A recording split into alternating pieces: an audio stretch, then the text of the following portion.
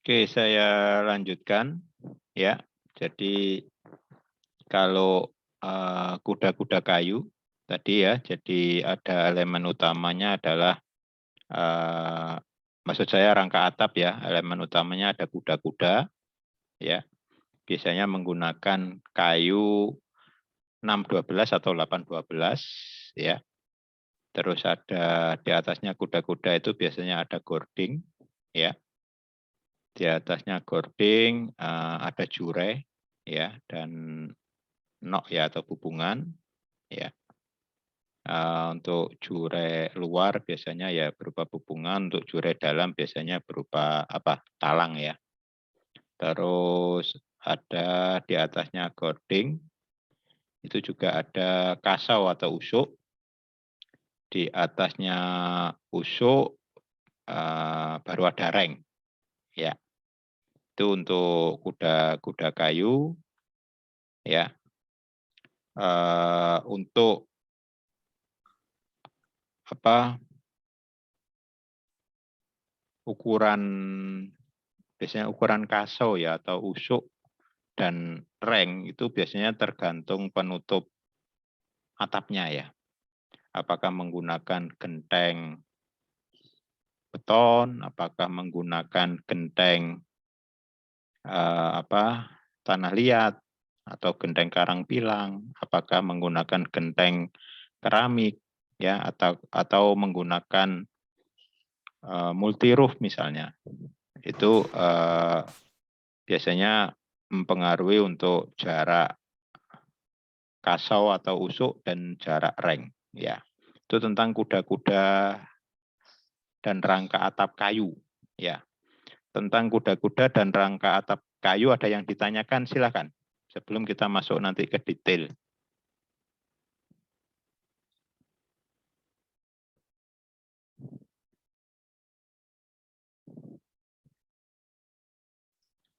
Sudah jelas untuk kuda-kuda rangka atap kayu?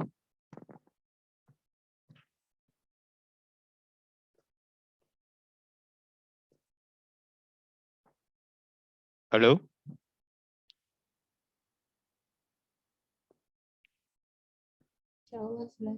Jelas ya. Jadi saya pikir ini juga sudah pernah Anda dapatkan. Misalnya tadi K3 ya. Nah ini ada gambar potongan kuda-kudanya. Kelihatan ya? Kelihatan, Pak. Ya. Jadi ini untuk bentang. Yang disebut bentang kuda-kuda itu ya bentang ini ya. Bentang ke arah apa istilahnya melebar ya. Ini misalnya bentang antar kuda-kuda. Ini diambil dari as dinding ya atau ya as dindingnya ini ada 2,4 meter ya. Nah, ini elemen-elemennya ya seperti yang saya sampaikan tadi untuk desain kuda-kudanya ya tergantung bentangnya biasanya.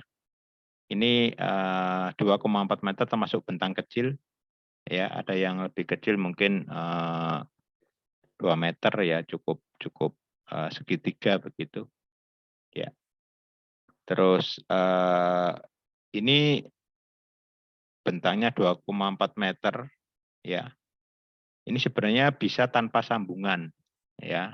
Ini juga tanpa sambungan ya. Jadi untuk balok yang bawah ini tadi yang saya klik ini satu lonjor begitu ya.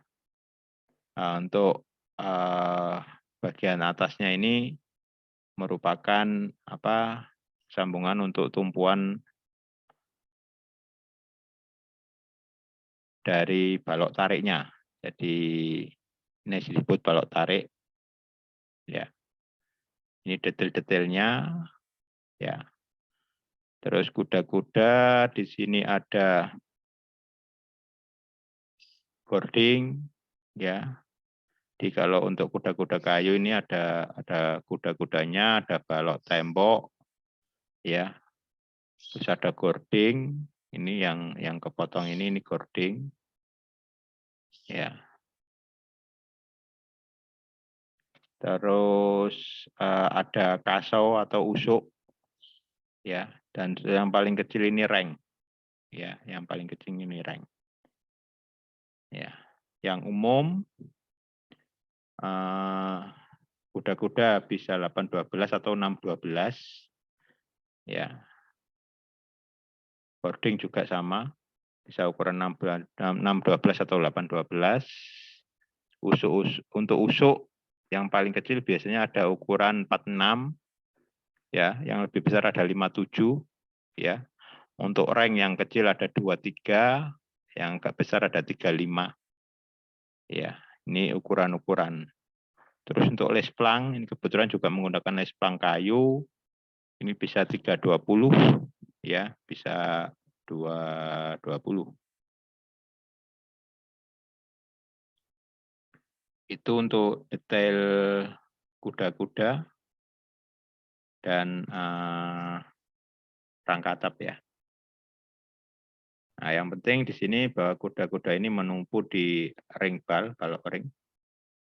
Kebetulan ini bentuknya seperti ini, ya. Jadi ini ada double balok, ya, untuk balok ringnya karena bentuknya semacam ini, ya. Ini ada juga kuda-kuda, ini bentangnya yang 3 meter, 2,4 dengan 3 meter, desainnya sama saja, ya. Ya. Tapi ini ada yang lebih panjang, ini yang bentang 6 meter. Nah, kalau 6 meter, ya, tadi disampaikan bahwa panjang maksimal kayu adalah 4 meter, sehingga kalau 6 meter ini harus ada satu sambungan di sini, ya, satu sambungan untuk balok utamanya atau balok bawahnya ini, ya. Dan untuk bentuk struktur kuda-kudanya juga berbeda, ya. Ini bentangnya. Jadi kalau bentangnya semakin panjang, ini akan semakin rapat lah istilahnya untuk balok-balok sokongnya ini, balok-balok yang vertikal. Nah, ini untuk kuda-kuda masih kuda-kuda kayu dengan bentang 6 meter. Ya, desainnya berbeda. Ya. Itu untuk struktur kuda-kuda. Ya. Jadi tetap untuk kuda-kuda ini yang penting adalah tumpuan. Di sini ada ring bal. Ya, jadi jangan sampai Anda membuat kuda-kuda itu dia numpuk di dinding, ya. Tapi harus menumpuk di balok ring atau istilahnya balok kunci untuk yang berada di atasnya dinding, ya, atau disebut dengan ring bal atau balok ring. Ya, biasanya ukurannya bisa 15-15, bisa 15-20. Ya. Itu. Ya. Oke, tentang kuda-kuda kayu ada yang ditanyakan? Silakan.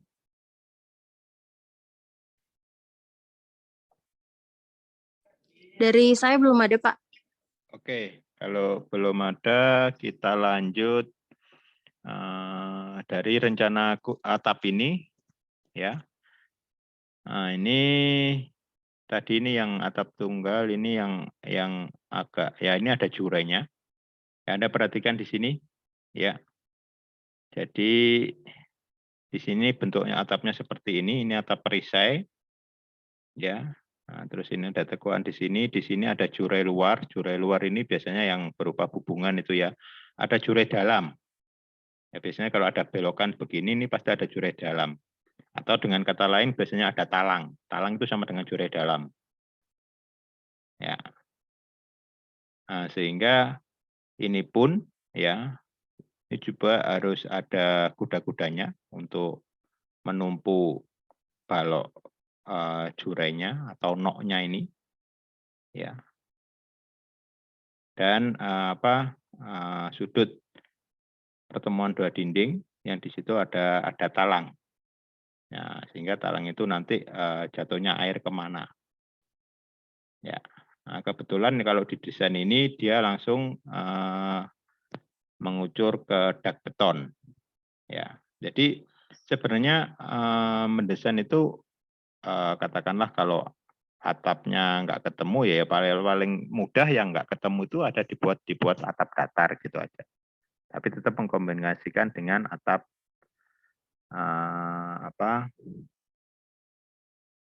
atap sudut. Ya, nah, ini kebetulan bagian tepinya ini dibuat atap dak. Ya, tapi secara dominan masih menggunakan atap sudut. Ya, ini juga menggunakan atap sudut. Terus yang perlu diperhatikan lagi adalah jika ada apa istilahnya talang dalam ya. Nah, talang dalam itu perlu diperhatikan ya karena biasanya apa ya banyak rawan-rawan kebocoran itu ya di talang dalam itu. Ya. Oke, ini rencana atap ya. Ini kebetulan menggunakan struktur kayu semua untuk atap utamanya.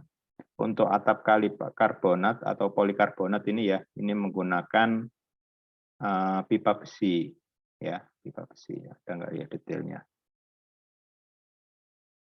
Nggak ada detailnya.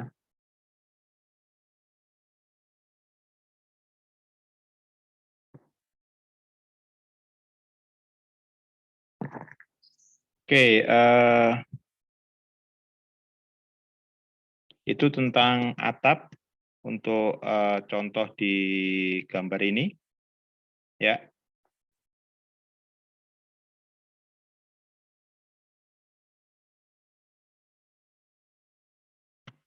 Silakan kalau ada yang mau ditanyakan.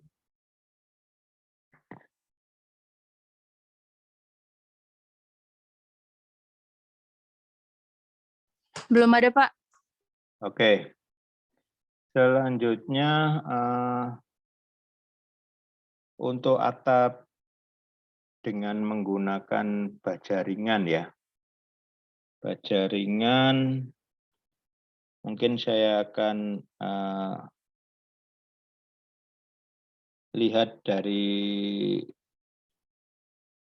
tugas yang sudah masuk.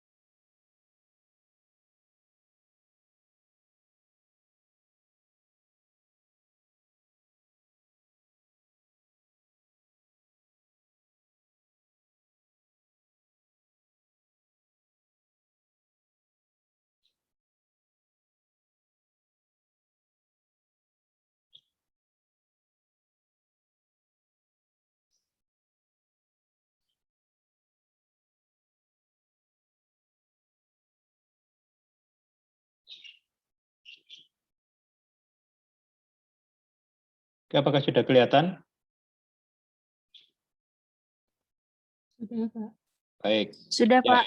ini saya ambil contoh ya dari tugas yang Anda kumpulkan. Ini saya ambil satu sampel ya. Ini kuda-kuda baja ringan atau sematras. Yang perlu Anda pahami ya untuk sematras ya. Jadi kalau kita browsing ya di internet atau mungkin kita cari brosur-brosur tentang sematras itu banyak sekali pabrikan ya atau atap baja ringan. Ya, sebenarnya sematras itu merek ya, nama merek yang pertama kali yang memperkenalkan baja ringan itu ya Smartras itu, yang istilahnya yang lama ya, istilahnya yang kualitasnya cukup bagus. Karena terus terang sekarang ini banyak sekali produk ya, produk-produk baja ringan yang tidak 100% galvalum. Dalam artian ada juga yang bahannya itu ke arah galvanis. Kalau galvanis itu biasanya dia lapisan aluminiumnya itu tidak terlalu banyak atau tidak tebal sehingga dia rawan korosif atau karatan gitu. Itu biasanya galvanis. Jadi kadang sekilas itu hampir sama, tapi setelah kita teliti itu berbeda ya antara galvalum dengan galvanis ya. Jadi yang betum itu ya galvalum atau bahan sinkalum itu tadi, yaitu perpaduan antara besi atau baja dengan aluminium ya. Jadi untuk bahan ini ya, material ini merupakan material yang sangat ringan. Jadi struktur atap ya itu memang idealnya ya itu merupakan material yang ringan ya, tapi kuat ya. Karena apa? Atap itu apa istilahnya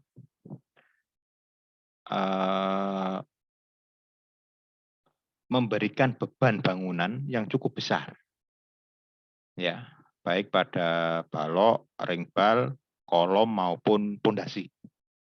Nah, sehingga idealnya kalau bebannya ringan itu akan jauh lebih baik.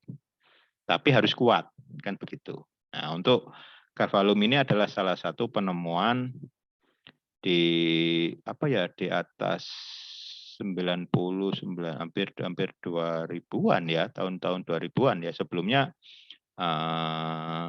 belum ada ya. Jadi ini adalah untuk menjawab pertama dengan makin langkanya kayu ya untuk material atap. Yang kedua ingin menemukan material yang ringan tapi kuat.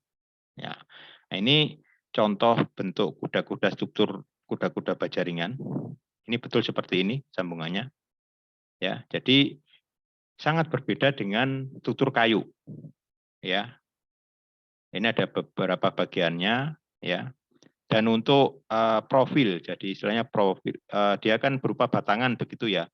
Untuk batangannya satu batang itu 6 meter.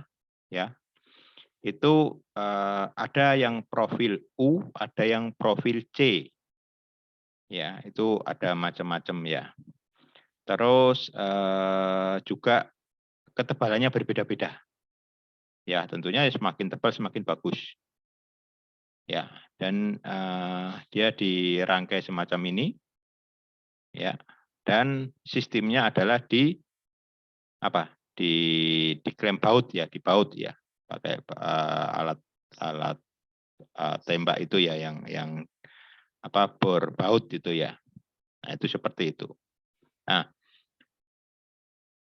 kalau memasang material ini ya, kalau katakanlah kita baut terus keliru, nah, pasti dia akan meninggalkan jejak berupa lubang. Nah, sehingga diupayakan jangan sampai banyak kekeliruan. Karena kalau semakin banyak lubang, misalnya salah masang atau kurang presisi, dibongkar, dipasang lagi, akan semakin banyak lubang, akan mengurangi kekuatan dari chord-nya ini atau batangnya ini. Ya, ada bottom chord, ada top chord, ada join-nya biasanya di tepi ini. Ya. Nah, dan untuk struktur ini, struktur baja ringan ini jarak antar kuda-kuda. Nah, ini maksimal berapa? Kalau sudah Anda baca referensinya? 1 meteran, Pak. Maksimal.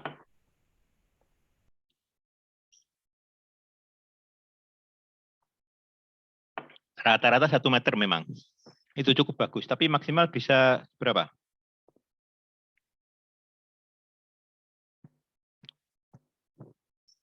1,5 mungkin, Pak. Nah, jadi maksimal biasanya 1,2 biasanya ya, 1,2 meter, 1 meter 20. Ya. Dan untuk ini, untuk struktur ini kan menggunakan kuda-kuda yang sangat rapat. Anda katakanlah tadi jarak 1 meteran lah. Jadi kuda-kudanya cukup banyak. Ya. Nah, tapi untuk apa? Material ini juga mempunyai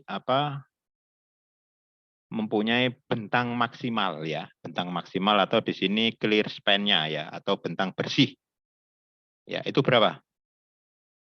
Bentang maksudnya di sini tidak ada tumpuan di bawahnya. Itu namanya bentang. Berapa untuk bentang bersihnya? Kalau Anda baca referensinya.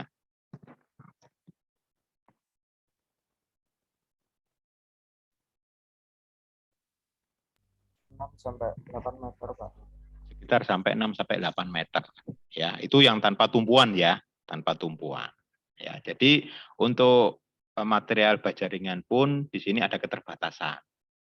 Ya, kalau lebih dari bentang 6 atau 8 meter, ya idealnya sudah memakai baja batang atau baja WF. Ya, jadi yang perlu Anda pahami bahwa setiap material pasti mempunyai kekurangan dan mempunyai kelebihan. Nah, tergantung bagaimana kita apa istilahnya tepat untuk pemakaiannya. Yang penting itu, ya. Terus untuk kuda-kuda baja ringan ini, ya, dia hanya terdiri dari kuda-kuda dan reng. Jadi tidak ada gording, tidak ada usuk. Jadi langsung baja ringan, langsung dipasang reng. Nah, seperti ini, di gambar 4 ini. Jadi setelah kuda-kudanya, jadi mengerjakannya kenapa cepat? Ya karena kayak di mal begitu. Jadi bikin satu, yang satu tinggal nyamakan begitu saja. Sehingga pekerjaan ini sangat cepat. Dan untuk pekerjaan ini ya harus menggunakan aplikator khusus untuk baja ringan. Maksudnya ya tentunya pekerja-pekerja yang terlatih lah untuk baja ringan. Jadi ada spesialis, ya tidak semuanya, tidak sembarangan. Maksudnya tidak sembarangan pekerja bisa. Jadi harus ada aplikatornya. Karena meskipun kelihatan sederhana, tapi juga tingkat presisi, ya kan. Terus tadi ketepatan baut, kekuatan baut, ya kan. Terus untuk memasang overhang-nya atau heel joint-nya itu juga harus tepat. Ya, nah, untuk apa istilahnya jarak reng. Nah, ini kan ada reng. Ini biasanya disesuaikan dengan jenis gentengnya atau jenis penutup atapnya. Ya, bisa menggunakan genteng karang pilang atau genteng kodokan gitu ya. Bisa menggunakan genteng tanah liat, bisa menggunakan genteng beton, bisa menggunakan genteng keramik, bisa menggunakan multi roof yang apa lembaran genteng dari seng yang ada lapisannya itu yang apa ukuran 1 meter 1 meter itu juga bisa. Ya, jadi disesuaikan ya untuk rengnya. Jadi ini untuk atap baja ringan, ya, atau untuk rangka atap baja ringan maksud saya. Jadi seperti itu, ya. Ada pertanyaan untuk atap baja ringan?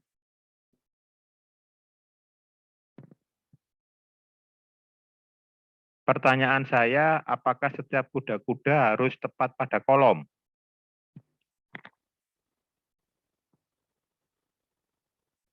Tidak, Pak. Tidak, ya. Untuk atap baja ringan tidak. Ya, tapi kalau untuk atap untuk kuda-kuda beton, kuda-kuda kayu, idealnya pas pada kolom. Kalau untuk atap baja ringan ini, beban itu disebar merata.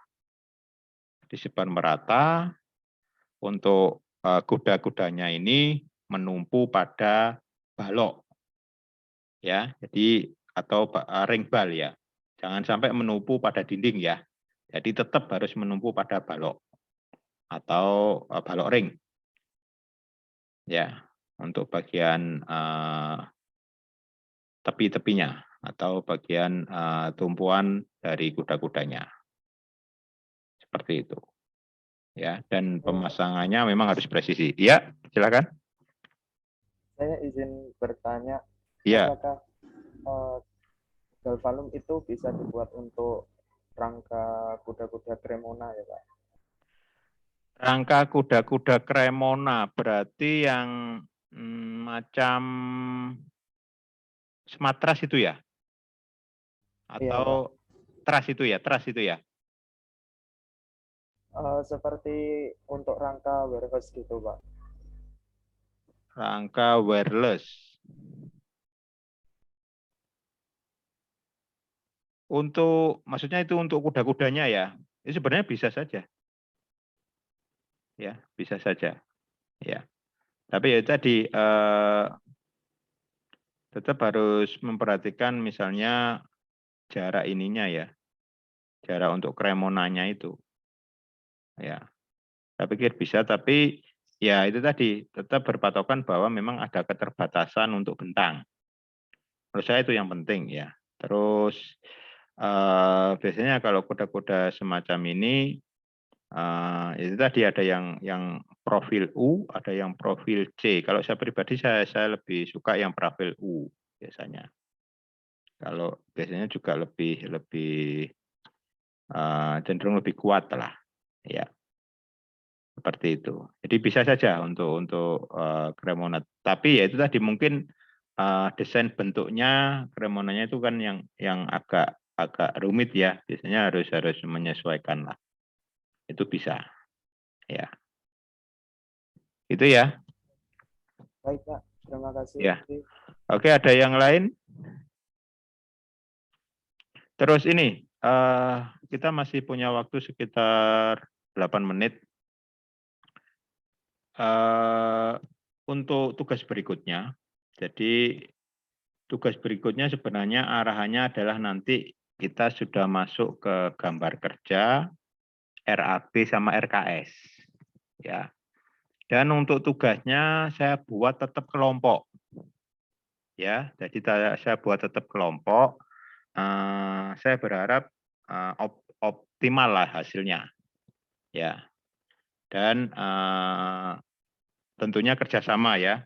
Jangan sampai hanya 1-2 orang yang mengerjakan, akhirnya yang paham ya 1-2 orang itu. Jadi nanti output tugas 2 itu arah desain gambar kerja, terutama struktur, ya, dan RAB. Nah, untuk tugas dalam minggu ini, ya, yang setiap kelompok harus cari adalah Anda cari gambar denah. Jadi tidak harus mendesain sendiri ya, Anda cari saja, bisa browsing dan lain sebagainya. Gambar denah rumah tinggal 2 lantai. Ya. Kalau ada katakanlah ada gambar denah tanpa potongan ya nggak apa-apa, atau denah sama 3D ya nggak apa-apa. Jadi gambar denah rumah tinggal 2 lantai. Ya. Untuk tipenya ya, karena 2 lantai mulai tipe paling kecil ya, paling kecil tipe 100 lah. Ya. Paling besar bisa tipe 300 nggak apa-apa. Ya. Atau tipe ya 300 400 nggak apa-apa, tapi paling kecil tipe 100. Ya, itu gambar denah rumah tinggal 2 lantai. Nanti setiap kelompok silakan di-share di grup untuk kita cek, untuk saya cek, untuk kita approval. Nah, gambar itu nanti yang dipakai untuk membuat gambar kerja. Jadi Anda tidak harus mendesain sendiri, Anda cari aja gambar denah rumah tinggal 2 lantai. Dan tentunya setiap kelompok berbeda ya. Itu nanti yang akan Anda buat gambar kerja dan yang nanti akan dihitung RAB-nya. Ya, dan saya buat tetap kelompok supaya hasilnya optimal karena waktu kita tinggal sekitar 8 minggu lagi ya, sekitar 2 bulan. Itu untuk tugas yang kedua. Untuk brief tugasnya secara detail nanti saya share di grup ya.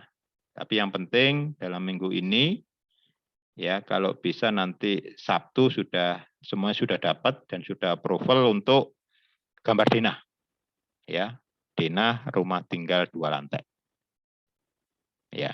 Jadi Anda cari aja, terserah, bebas mau cari dimanapun, di internet, di brosur dan lain sebagainya. Ya, jadi seperti itu untuk tugas kedua. Jadi tugas kedua nanti sifatnya kelompok dan kelompoknya masih tetap ya, untuk membuat gambar kerja rumah tinggal.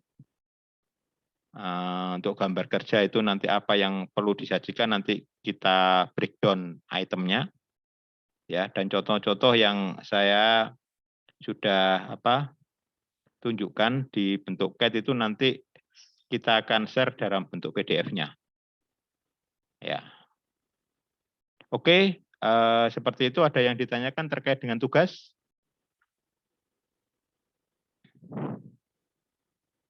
Insya Allah sudah jelas, Pak. Jelas ya. Jadi silakan masing-masing kelompok segera cari gambar denah dan tiap kelompok nggak boleh sama. Ya, jadi ya cepet-cepetan ya. Gambar denah rumah tinggal 2 lantai dengan tipe bangunan ya. Tipe bangunan itu maksudnya luas lantai terbangun minimal tipe 100 ya, maksimal bisa tipe 400 lah. Gede nggak apa-apa. Itu segera di approval, terus nanti akan kita bikin schedule-nya untuk pengerjaan tugas 2 ya, untuk schedule-nya.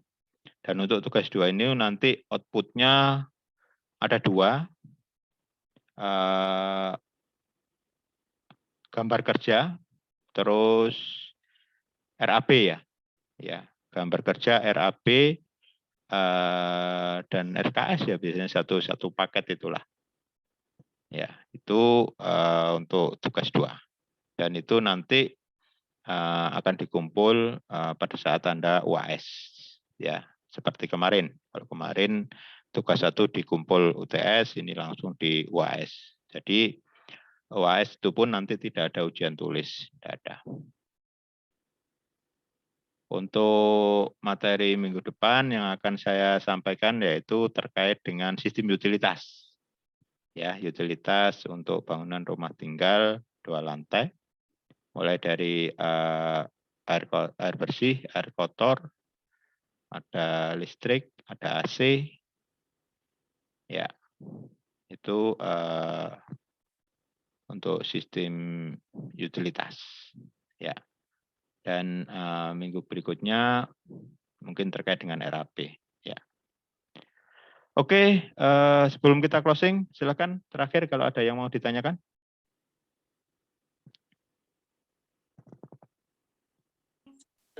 Belum ada, Pak. Baik, kalau belum ada, saya kira cukup.